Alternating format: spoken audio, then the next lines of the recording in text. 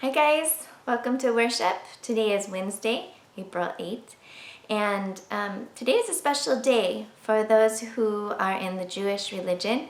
It's called Passover. And before we do our story, I just kind of wanted to remind you that this is a special day for them. Then when they remember how they were brought out, how the Israelites were brought out of Egypt, right? After the 10 plagues. God allowed the Israelites to leave Egypt, and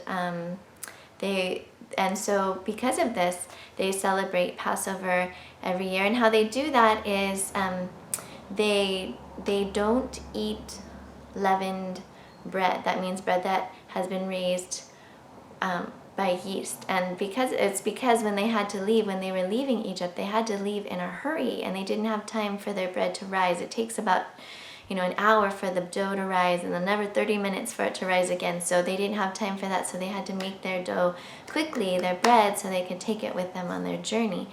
And also they eat food that has bitter herbs, and that's because that reminds them of the slavery that they were in and that they were brought out of. And so there's lots of other things. Children are very involved in Passover.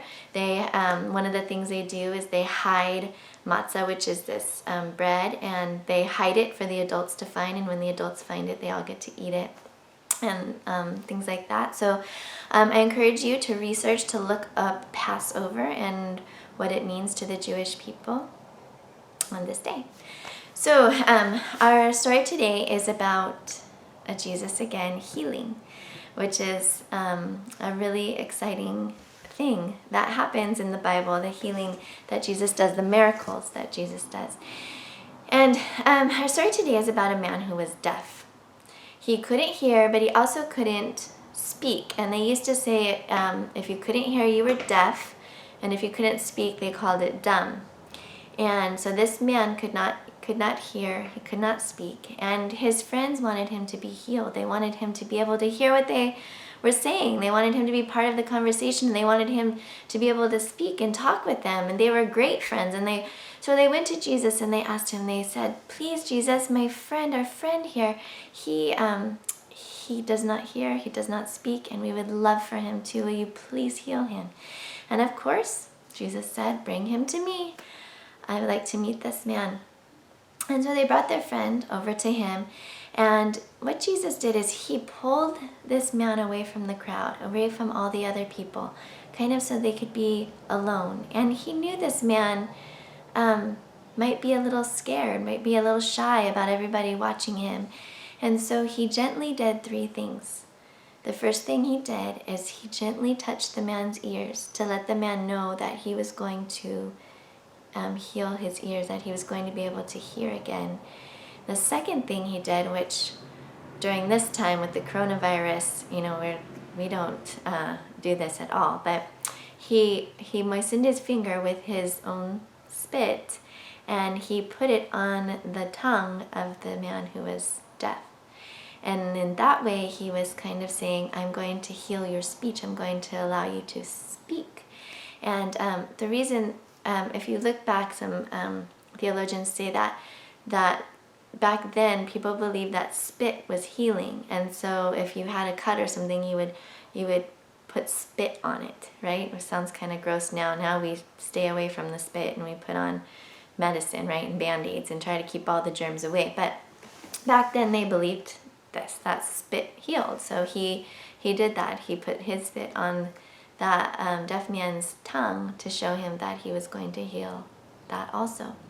And then the third thing he did is he pointed up to heaven to show him that he was going to ask God for help. He was going to trust that God could heal him. And the deaf man nodded, and Jesus said, "Okay." And he said, in his language it was one word, but in our language it's two words. And the words that we use are "open up." And as soon as he said "open up," the deaf man could hear. And I'm sure it was amazing, because he could hear nothing, and then all of a sudden he could hear all this noise, all his friends talking, all the sounds that are around that he'd never heard before, and now he was going to have to learn what those sounds meant, right? And he started to speak, and words came out, actual words came out, and he was able to speak to his friends. He was able to speak to Jesus. He was able to thank Jesus for healing him. And I think it's a beautiful story, the healing, a miracle in itself. But what I liked about it is that Jesus did that interesting thing of spitting on, using his spit for that man to be healed. And he did that because he understood the culture at the time. He understood that's what people thought healed. He understood that the man would accept that. And so I think it's very interesting and important to understand that God understands how we think. He understands our different cultures, our different ways we think, and he he will work with us in those ways. If we want to talk with him, if we don't understand something, that he will make a way for us to understand in our way of thinking, in our culture, and the way we do things. And I just think that's an amazing God, an amazing our amazing Creator, who not only created us but tries to understand us and speak to us the way that we understand. So I hope you have a wonderful Passover day. Learn some more about what it means to the Jewish people, and just remember to be kind to each other. Okay.